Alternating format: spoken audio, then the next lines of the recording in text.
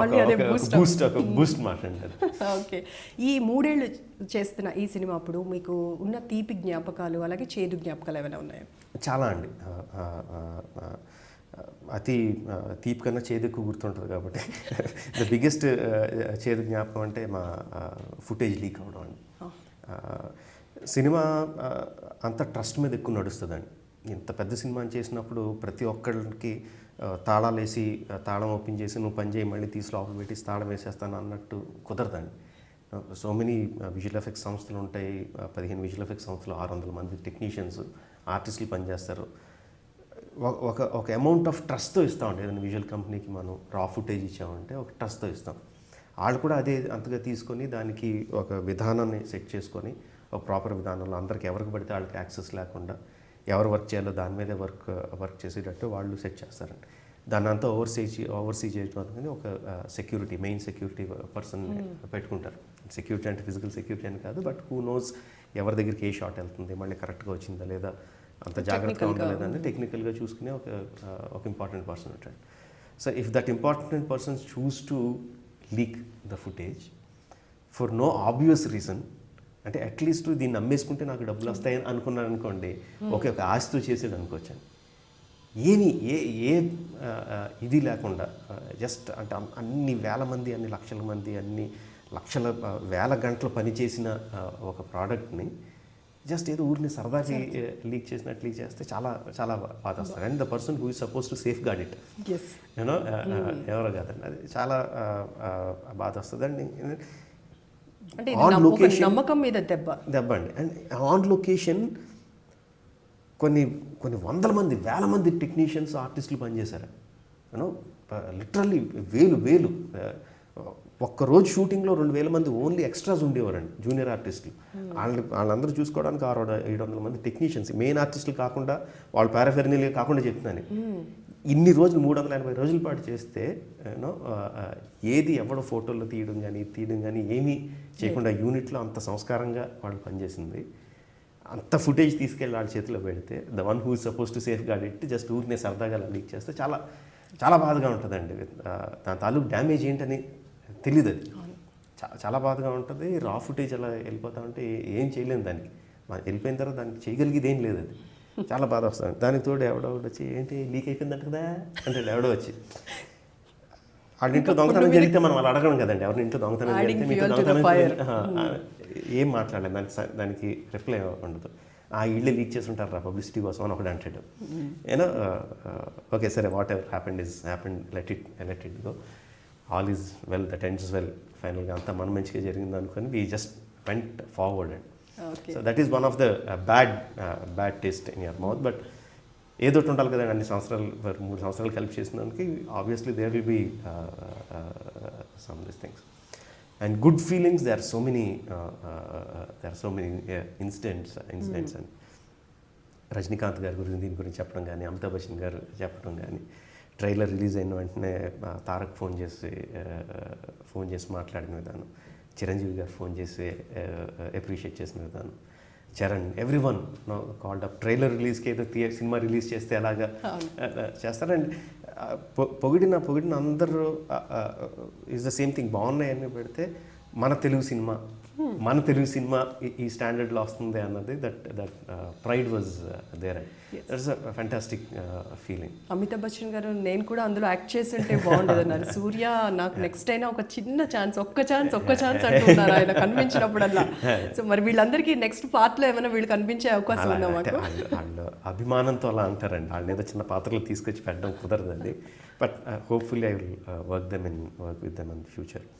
And also one good thing in the industry, and now everyone looked at it as like Srimanthudu versus Baahubali ఏదో fight లాగా చూసారండి దాన్ని. But we never saw it like that. Continuously we were in touch with each other and it was so gracious of them to to go back to give us space. And అంత బాగా చేసిన దాన్ని ఏదో ఏంటి భయంతో చేశారని ఎవరు అడుగుతారు. That is very silly. ఎందుకంటే శ్రీమంతుడు మా ముందు వస్తే మేము కూడా వెనక్కి వెళ్తాం. This is not a war. రెండు సినిమాలు ఏ సినిమా బాగోపోయినా రెండు బాగున్నా ఒక సినిమా బాగుండి ఒక సినిమా బాగోపోయినా సరే what ever the thing is ఇద్దరికి నష్టం. అన్ని లక్షల మంది అన్ని కోట్లు పెట్టి తీసింది ఒకరికొకరికి నష్టం చేసుకోవడానికి చేయం కదా. It's a clear understanding that we had. We were constantly in touch with each other. And I should really appreciate Mahesh, the way he spoke in a very gentleman manner. No? ikkada cool loose avakunda ala adigina kuda cool loose avakunda in a very chala, that is because that is the truth. Yes. So Prabhas and Rana me audio ఫంక్షన్లో కూడాను మాకు సంబంధమే లేదు, అంతా ఆయనే చేశారని చెప్పారు. మేము డైరెక్టర్ నమ్మి మేము ఈ ప్రాజెక్ట్ ఒప్పుకున్నామని చెప్పారు. అంటే ఇలాంటివి వింటున్నప్పుడు ఒక డైరెక్టర్గా ఎలా ఉంటుంది రాజమౌళి గారు? అంటే యాక్చువల్గా నా ఫస్ట్ బాధ్యత డైరెక్టర్గా బాధ్యత, యాక్టర్ పట్ల బాధ్యత ఏంటంటే అండి, వాళ్ళు చేసే క్యారెక్టర్ని వాళ్ళు ప్రేమించేలా చేయాలండి. They should really love the character that they play. So ఇంకా డైరెక్షన్కి వెళ్ళకముందే క్యారెక్టర్ గురించి నేను ఏదైతే రాసుకున్నానో, నేను ఏదైతే విజువలైజ్ చేసుకుంటున్నానో వాళ్ళకి చెప్పడం అనేది, క్లియర్ కట్గా చెప్పడం అనేది important. So that is first impression is the best impression లాగా. అది నేను కథ బాగా చెప్తానండి. నేను సినిమా బాగా ఇస్తానో లేదో తర్వాత విషయం, కథ మాత్రం బాగా చెప్తాను. ఆ క్యారెక్టరైజేషన్స్ బాగా ఎక్కేటట్టు నేను ఏమైతే అనుకుంటున్నానో, వాళ్ళు ఏదో మంచి డైలాగు మంచి సీన్ ఉండొచ్చు దానికి, బట్ ఆ మంచి సీన్ కూడా ఎందుకు ఆ సీన్ పెట్టాను, ఎందుకు ఆ డైలాగ్ చెప్తున్నాడు, బల్లాల దేవుడు ఆ డైలాగ్ చెప్పాడంటే ఎందుకు చెప్తున్నాడు, వాడి మైండ్లో ఏం రన్ అవుతుంది, లోపల ఏమనుకుంటున్నాడు అనేది ఈచ్ అండ్ ఎవ్రీ యాక్టర్కి నేనే చెప్తానండి. That is I make it very clear. నాకు ఎవరో స్టోరీ రైటరో లేకపోతే కో డైరెక్టర్ వెళ్ళి చెప్పడం నాకు ఇష్టం ఉండదు, నేనే వెళ్ళి చెప్తాను. అండ్ ఆ రోజు షూటింగ్ జరిగేటప్పుడు కూడా, లేకపోతే ఆ సీన్ బిగినింగ్ అప్పుడు, ఆ రోజు ఇంపార్టెంట్ షాట్ ఉంటుంది అప్పుడు, I will tell them once again ఆ ముందు సీన్ ఏం జరిగింది, ఆ సీన్ ఇక్కడ ఎందుకు వస్తుంది, వాడి మైండ్లో, ఆ క్యారెక్టర్ మైండ్లో ఏం రన్ అవుతుంది అనేది క్లియర్గా చెప్తాను.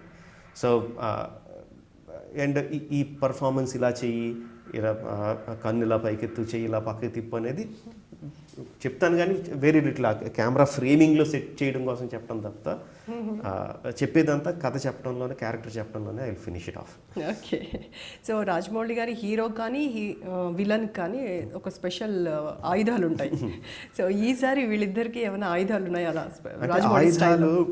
ఆయుధాల డిజైనింగ్ కూడా వాళ్ళ క్యారెక్టరైజేషన్ బట్టి ఉంటుందండి.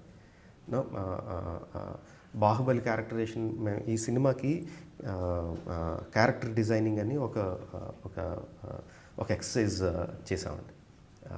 ఫైర్ఫ్లై స్టూడియో నుంచి ఫణి సనత్ వచ్చి నాకు చెప్పారు, ఇలా చేస్తే అది చాలా బాగుంటుంది, బాగా హెల్ప్ అవుతుందని చెప్పి వాళ్ళ హెల్ప్తో చేసాం.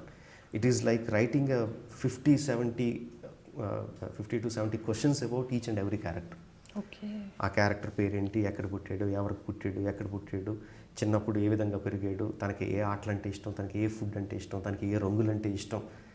అది సినిమాలో రిఫ్లెక్ట్ అవ్వచ్చు, అవ్వకపోవచ్చు, అది వేరే విషయం అండి. యూనో అంటే కథలో దానికి అవసరం ఉండొచ్చు, అవసరం లేకపోవచ్చు, అది వేరే విషయం. But everything, each and every detail, తన ఎలాంటి తన క్యారెక్టరైజేషన్ ఏంటి, గదిలోకి ఎవరన్నా సడన్గా వస్తే వాళ్ళని ఎలా పలకరిస్తాడు, పెద్దల పట్ల ఎలాగా బిహేవ్ చేస్తాడు, చిన్నవాళ్ళ పట్ల ఎలా బిహేవ్ చేస్తాడు, తనకి ఏ ఫుడ్ అంటే ఇష్టం, ఇలాంటివన్నీ రాసుకున్నామండి. సో ఈ రాసుకున్నప్పుడు ఆ క్యారెక్టర్ మీద మనకే ఒక ఇంప్రెషన్ ఫామ్ అవుద్ది, ఒక క్లారిటీ వస్తూ ఉంటుంది రాసేటప్పుడు. ఒకవేళ మనం ఏదన్నా ఆలోచించని యాంగిల్ మిగిలిపోతే we were forced to think about it. So తను నడిస్తే ఎలా నడుస్తాడు, చెస్ట్ ముందుకు పెట్టి నడుస్తాడా, చేతులు ఎక్కువ ఆడిస్తా నడుస్తాడు, you know everything we wrote it down. పెద్ద డిజైన్ చేసుకున్నప్పుడు ఒక క్యారెక్టర్ మనసులోకి వస్తుందండి. సో బల్లాల దేవుడు అంటే చాలా సైలెంట్గా ఉంటాడు, యాక్చువల్లీ రివర్స్లో నా ఇంతకుముందు సినిమా విలన్స్ ఇలా కాకుండా ఎక్కువ సైలెంట్గా ఉంటాడు, ఎప్పుడు ఎక్కువ నవ్వుతూ ఉంటాడు. యూనో తన మనసులో ఏం వెళ్తుందో ఎవరికీ తెలీదు, అన్క్లియర్. తనకి బాగా క్లోజ్లో ఉండేవాళ్ళకి కూడా తన మనసులో ఏం జరుగుతుందో తెలీదు. సో ఇలాంటి డీటెయిల్స్ అన్ని రాసుకున్నాడు. బట్ ఫిజికల్లీ హీఈస్ లైక్ ఒక బుల్, ఒక బైసన్ లాగా ఉంటాడు ఫిజికల్గా. సో అంత స్ట్రాంగ్గా ఉంటాడు. హీ డజంట్ బిలీవ్ ఇన్ ఒక్కొక్కరిని టెక్నిక్ ఉపయోగించి యుద్ధంలోకి వెళ్ళటం అనేది he doesn't believe. Bull in the China shop లాగా బ్రూట్ ఫోర్స్తో దూసుకుంటా వెళ్ళిపోతాడు. సో అలాంటి క్యారెక్టర్ ఉన్నప్పుడు యూనో అలా ఫైట్ చేయడానికి ఏం వెపన్ కావాలి, యూనో సో ఆ యాంగిల్లో we design the weapon. So character will demand what kind of weapon he needs to take. బాహుబలికి వచ్చేసరికి quite opposite and no he's very thinking person. ఎప్పుడు ఆలోచిస్తూ ఉంటాడు. ఒక 10 మందిని ధర్మం కోసం 10 మందిని చంపాలి అంటే అసలు without battling and eyelid he will kill. But at the same time 100 మంది గురించి ఆలోచిస్తాడు. వాళ్ళ బాధ తన బాధగా తీసుకుంటాడు. అది Baahubali characterization. And he believes in being minimal in his, అంటే బల్లాల దేవుడిని ఎవరైనా చంపితే అసలు ఫెరోషియస్గా చంపుతాడండి. బాహుబలి ఎవరైనా చంపాలంటే అతి కామ్గా he will finish it. Because వాళ్ళ చంపటం మీద తనకి ఎటువంటి ఇష్టం కానీ వాళ్ళని చంపటం నుంచి ఎటువంటి ఆనందం తను డిరైవ్ చేయడు. He will do it because it is his ధర్మం. సో తన వెపన్స్ కూడా ఆ విధంగా డిజైన్ చేస్తాడు. He will use minimum force. So తనకి స్లీక్గా ఉండే కత్తులు కానీ అలాంటి స్లీక్ వెపన్స్ డిజైన్ చేస్తాడు. So designing of the weapons is based upon the characterisations. So ఇలాంటి పీరియాడికల్ డ్రామాస్, ఇలాంటి హిస్టారికల్ మూవీస్కి యుద్ధ సన్నివేశాలు చాలా కీలకం. సో దీనికి ఎలా? నాకు ఆ వార్ అన్నది పెద్ద డ్రీమ్ అండి, నాకు వార్ తీయాలనేది. మగధీరలో కూడా నేను వన్ మ్యాన్ వర్సెస్ 100 పీపులే తీయగలిగాను, కానీ ఒక ఫుల్ స్కేల్ వార్ లాగా తీయలేకపోయాను. అంటే కథలో కూడా డిమాండ్ లేదనుకోండి. అది ఈ కథలో డిమాండ్ ఉంది. సో ఎప్పటి నుంచో తీద్దాం అనుకున్నది we went full head with that. We shot for 4 months and 120 days we shot only the war shoot చేసాం. At one point of time 2000 మంది ఎక్స్ట్రాస్ ఉండేవారు. నేను టెక్నీషియన్స్ గురించి మాట్లాడట్లేదు, ఆర్టిస్టుల గురించి మాట్లాడట్లేదు, యూనో ఆ క్రేన్ల గురించి దాని గురించి ఏం గురించి మాట్లాడలేదు, జస్ట్ ఎక్స్ట్రాస్. ఆ 2000 మందిని సిటీ నుంచి రామోజీ ఫిల్మ్ సిటీకి తీసుకెళ్ళి వాళ్ళకి డ్రెస్సులు మార్పించి కాస్ట్యూమ్స్ వేసి వాళ్ళ చేతిలో ఆయుధాలు పెట్టి తీసుకొచ్చి లొకేషన్లో నుంచోబెట్టడమే ఒక పెద్ద యుద్ధం. అదో పెద్ద యుద్ధం, ఎగ్జాక్ట్లీ అదో పెద్ద జాబ్ అది. You know so one of the most difficult things that at least I have ever worked in my life. Such a big job అండి. వాళ్ళకి చేయించడం, వాళ్ళతో ప్రాక్టీస్ చేయించడం, వాళ్ళకి ట్రైనింగ్ చేయించడం, వాళ్ళు ఎలా చేయాలి.